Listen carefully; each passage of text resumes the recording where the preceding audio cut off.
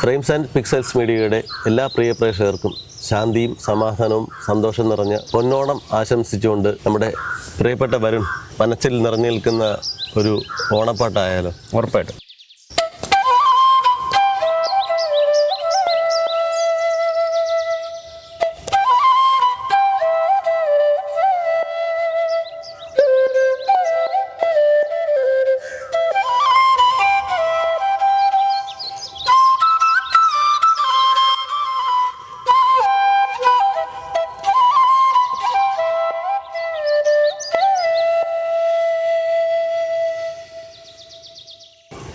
ശരിക്കും വരുൺ ഇത് കേൾക്കുമ്പോഴേ ഒരു കാലഘട്ടം തന്നെയാണ് ഓർമ്മ വരുന്നത് വെച്ച് കാസറ്റുകളുടെയും ആൽബങ്ങളുടെയും ഒരു നിറഞ്ഞു നിൽക്കുന്ന ഒരു സുന്ദര കാലഘട്ടം. അതെ, ഓണപ്പാട്ടെന്ന് പറഞ്ഞിട്ടൊരു സെക്ഷൻ തന്നെ തരംഗിണി ഇറക്കിയിരുന്നത്. അതെ അതെ അല്ലേ, അതെ. പൊന്നോണ തരംഗിണി, യേശുദാസ് സാറ്, ചിത്ര ചേച്ചി, അതുപോലെ P Jayachandran sir, east west Vijayan, ഇവരുടെ ഒരു വലിയൊരു ടീം വർക്ക് ചെയ്തിട്ട് ഒരു ഓണക്കാലഘട്ടം ഉണ്ടായിരുന്നു. ഒരു തരംഗമായിരുന്നു കാസറ്റ് എന്ന് വെച്ച് കഴിഞ്ഞാൽ ഒരു കാലഘട്ടത്തിൽ. പ്രിയ പ്രേക്ഷകർക്ക് നമസ്കാരം. ഞാൻ Arun Sudhakar. Frames and pixels മീഡിയയുടെ ധ്വനിലയ എന്ന സംഗീത സംബന്ധമായ പരിപാടിയുടെ അടുത്ത എപ്പിസോഡിലേക്ക് ഏവർക്കും സ്വാഗതം. ഇന്ന് നമ്മോടൊപ്പം ഉള്ളത് നമുക്കിവർക്കും പ്രിയപ്പെട്ട യുവ സംഗീതജ്ഞനായ മിസ്റ്റർ വരുൺ കുമാറാണ്. അദ്ദേഹം 20-ലേറെ വർഷത്തോളമായി സംഗീത ഉപാസനയുമായിട്ട് ബന്ധപ്പെട്ട് നിരവധി സ്റ്റേജ് ഷോകളും സിനിമാ സംഗീത രംഗത്തും കഴിവ് തെളിയിച്ചു കഴിഞ്ഞ ഒരു വ്യക്തിത്വമാണ്. നമസ്കാരം വരുൺ. നമസ്കാരം. വളരെയധികം സന്തോഷം. നല്ലൊരു ഹാപ്പി ഓണം നേരുകയാണ്. ഹാപ്പി ഓണം ചേട്ടാ. ഒരു വിദ്യാലയത്തിലാണ് നമ്മൾ പഠിച്ചതല്ല, തിരുവനന്തപുരം ഗവൺമെൻറ് മോഡൽ സ്കൂളിലാണ് അദ്ദേഹം പഠിച്ചത്. എത്രാമത്തെ വയസ്സ് മുതലായിരിക്കും നമ്മൾ ഈ സംഗീതത്തിലേക്ക് കടന്നു വരുന്നത്? ഒരു 10th സ്റ്റാൻഡേർഡ് മുതൽ ഒരു 15-16 വയസ്സ്, അല്ലെങ്കിൽ ഒരു +1 മുതലാണ് പഠിക്കാൻ തുടങ്ങിയത്. 10ാം ക്ലാസ് ആണ് ആക്ച്വലി ബേസിക് ഒരു പെട്ടെന്നൊരു തിരിയാനൊരു മ്യൂസിക്കിലോട്ടൊരു ടേസ്റ്റ് എനിക്ക് ഉണ്ടെന്നുള്ളൊരു കാര്യം. എപ്പോഴും പാടുക, നമ്മളിപ്പം ഡെസ്കിലൊക്കെ ഇങ്ങനെ കൊട്ടിക്കൊണ്ടിരിക്കുന്ന ഒരു പരിപാടി ഉണ്ടല്ലോ, അതിപ്പോൾ എല്ലാ ക്ലാസ്സിലും കാണില്ലേ, ബാക്ക് ബെഞ്ചിൽ കുറച്ച് പേര് ബെഞ്ചിൽ ഇങ്ങനെ കൊട്ടിക്കൊണ്ടിരിക്കും. അപ്പോൾ അതിലൊരു പഠിക്കുമായിരുന്നു, നന്നായിട്ട് പഠിക്കുമായിരുന്നു ഞാൻ ആ സമയത്ത്. പക്ഷേ എന്നാലും ഈ ആക്ടിവിറ്റീസുകൾ ഉണ്ടായിരുന്നു, സംഗീതം കൂടെ ഉണ്ടായിരുന്നു. അതിൽ ആ സമയത്ത് കൂടെ ഉണ്ടായിരുന്ന ഒത്തിരി പ്രതിഭകൾ നമുക്കൊക്കെ അറിയാം. പ്രധാനമായിട്ട് പറയുകയാണെങ്കിൽ വിഷ്ണു വിജയ്, ഇപ്പോഴത്തെ മ്യൂസിക് ഡയറക്ടർ. വിഷ്ണു വിജയ് ഒരു അസാധ്യ പുല്ലാങ്കുഴൽ കലാകാരനാണ് അന്നേ, വളരെ കുഞ്ഞിലെ.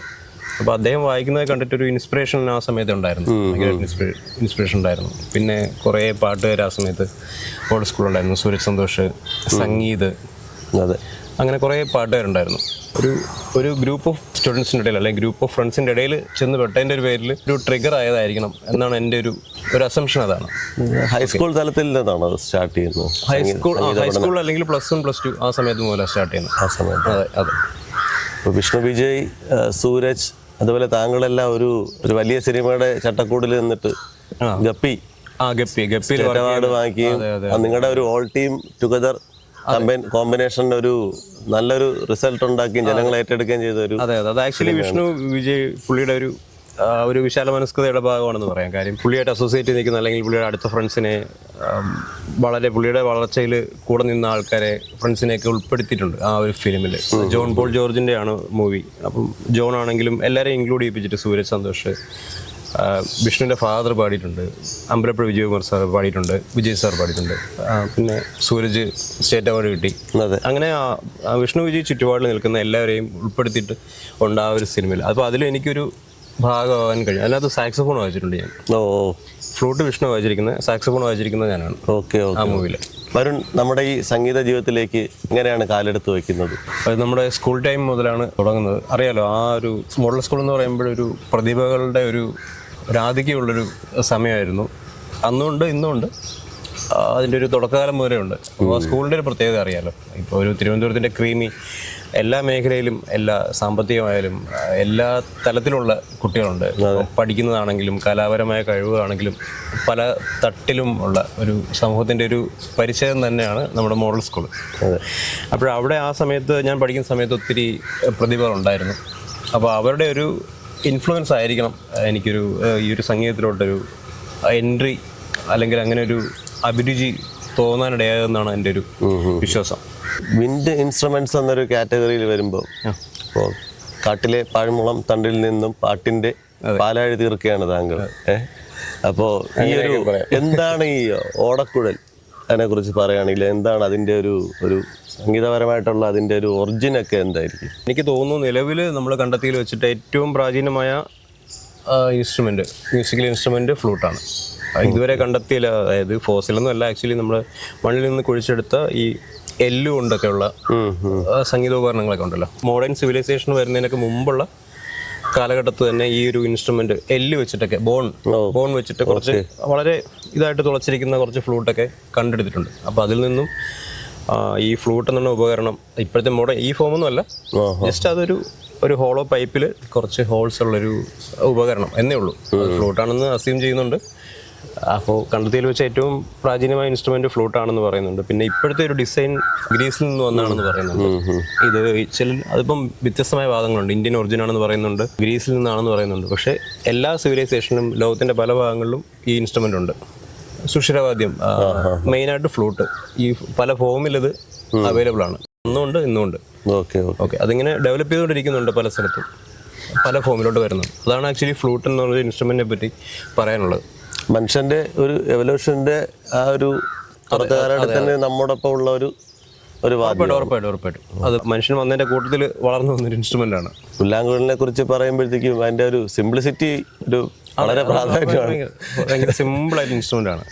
നമുക്ക് ഇപ്പോഴും നമ്മുടെ പുറയിലൊക്കെ മുള നിൽപ്പുണ്ട്. മുളയിൽ നിന്ന് തന്നെയാണ് വരുന്നത്. ഇപ്പം നമ്മളിപ്പോൾ അങ്ങനെ കഥ കേട്ടിട്ടുണ്ട്. ഇപ്പോൾ വണ്ട് മുളയിൽ തുളച്ചിട്ട് അപ്പോൾ അതുവഴി കാറ്റ് കടന്നു പോയപ്പോഴേക്കും ശബ്ദം ഉണ്ടായി. അപ്പോൾ ആ ശബ്ദം മനുഷ്യന് ഒരു ഇൻസ്പിറേഷൻ ഉണ്ടാക്കി. ഇങ്ങനെ ശബ്ദം ഉണ്ടാവാം, ഇങ്ങനെ ഉണ്ടാക്കാം എന്ന് പറഞ്ഞിട്ട് ഇദ്ദേഹം മുള വെട്ടിക്കൊണ്ടുവന്നു. അതിൽ ഹോൾസ് ഇട്ട് നോക്കി കാറ്റ് പ്രത്യേക രീതിയിൽ കടത്തി വിട്ടപ്പോഴേക്കും ശബ്ദം ഉണ്ടായി. അങ്ങനെയാണ് പറയപ്പെടുന്നത്. അങ്ങനെ ആയിരിക്കാം, അതിനാണ് പോസിബിലിറ്റി ഉള്ളത്, അതിനാണൊരു സാധ്യത ഉള്ളത്. പ്രകൃതിക്ക് ഒരു പ്രത്യേക പ്രാധാന്യം ഈ ഒരു മ്യൂസിക് ഇൻസ്ട്രുമെന്റ് എവല്യൂഷനിലുണ്ട്. ഉറപ്പായിട്ടും തീർച്ചയായും പല വലിപ്പത്തിലുള്ള പുല്ലാങ്കുഴലുണ്ട്. അപ്പോൾ ഇന്ത്യയിൽ നമ്മൾ നോക്കുകയാണെന്നുണ്ടെങ്കിൽ ഒരു ശ്രീകൃഷ്ണ ഒക്കെ ഉപയോഗിച്ചിരിക്കുന്ന ഒരു സൈസ് ഉണ്ടല്ലോ, അത് കാണാം. നമ്മൾ പുറത്തേക്ക് നോക്കുകയാണെന്നുണ്ടെങ്കിൽ വളരെ വലിപ്പമുള്ള തരത്തിലുള്ള ഇൻസ്ട്രുമെന്റ് കാണാം. അപ്പൊ ഇതിൽ ഈ സൈസിൻ്റെതും ഇതിന്റെ വ്യത്യസ്തതയൊക്കെ എന്തൊക്കെയാണ് ഈ ഒരു പുല്ലാങ്കുഴൽ എന്ന ഒരു വാദ്യോപകരണത്തിലുള്ളത്? അത് നമുക്കിപ്പോൾ പറയാനുള്ളത് നമ്മൾ ആ കാലഘട്ടത്തിലോ തെളിവൊന്നുമില്ല, അല്ലെങ്കിൽ ഇപ്പോൾ ഒരു ഏൻഷ്യൻ കാലഘട്ടത്തിലുള്ള തെളിവൊന്നുമില്ല. പക്ഷേ ആട്ടിടയന്മാർ ഈ ആടുമാടുകളെ മേയ്ക്കാൻ പോകുന്ന സമയത്ത് അങ്ങനെ വായിക്കുന്ന ഒരു ഇൻസ്ട്രുമെന്റ്, അത് ഫോക്ക് ഇൻസ്ട്രുമെന്റ് ആണ്. വളരെ കുറച്ച് ഇതൊക്കെ ഹോൾസ് ഒക്കെ ഉള്ള സ്ട്രെയിറ്റ് വായിക്കുന്ന ഫ്ലൂട്ട് ആയിരിക്കണം ഉണ്ടായിരുന്നിരുന്നത്. ഇദ്ദേഹവും അങ്ങനെ കാലിയെ മേയിച്ച് നടക്കുന്ന ആളാണെന്ന് പറയുന്നുണ്ട് കൃഷ്ണൻ, അല്ലേ? കൃഷ്ണൻ വൃന്ദാവനത്തിലെ കാലി. അപ്പോൾ അങ്ങനെ ഒരു കൺസെപ്റ്റിൽ നിന്നായിരിക്കാം കൃഷ്ണൻ ഓടക്കുഴലിൽ വായിക്കുന്നു എന്നൊരു കൺസെപ്റ്റ് വന്നത്. അപ്പോൾ അതുപോലെ വളരെ ചെറിയ ഫ്ലൂട്ടാണ്. കുഞ്ഞു ഫ്ലൂട്ട് എന്ന് പറയുമ്പോഴേക്കും ഫ്രീക്വൻസി കൂടിയ ഫ്ലൂട്ടാണ്. ഒത്തിരി ദൂരം ട്രാവൽ ചെയ്യുന്ന, അതായത് സൗണ്ട് ഒത്തിരി ദൂരം ട്രാവൽ ചെയ്യുന്ന വളരെ ഫ്രീക്വൻസി കൂടിയ ഹൈ ഫ്രീക്വൻസിയുള്ള കുഞ്ഞു ഫ്ലൂട്ട് അതായിരുന്നിരിക്കണം അന്ന് യൂസ് ചെയ്തിരുന്നത്. അതിൻ്റെ ബേസിലോട്ടുള്ള ഫ്രീക്വൻസീസ് പിന്നെ ആയിരിക്കണം വന്നത്.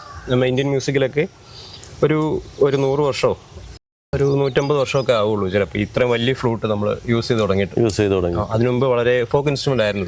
ഇൻസ്ട്രുമെന്റ് എന്ന് പറഞ്ഞാൽ ഹൈ ഫ്രീക്വൻസിയുള്ള കുഞ്ഞു ഫ്ലൂട്ടാണ്. നമ്മൾ സംഗീതത്തിൽ ഈ സ്വരസ്ഥാനങ്ങൾ എന്നൊക്കെ പറയുമല്ലോ, അപ്പൊ അതിനനുസരിച്ചിട്ട് ഈ ഇൻസ്ട്രുമെന്റ് സൈസൊക്കെ വ്യത്യാസപ്പെടുത്തിയൊക്കെ ഉപയോഗിക്കാറുണ്ട്.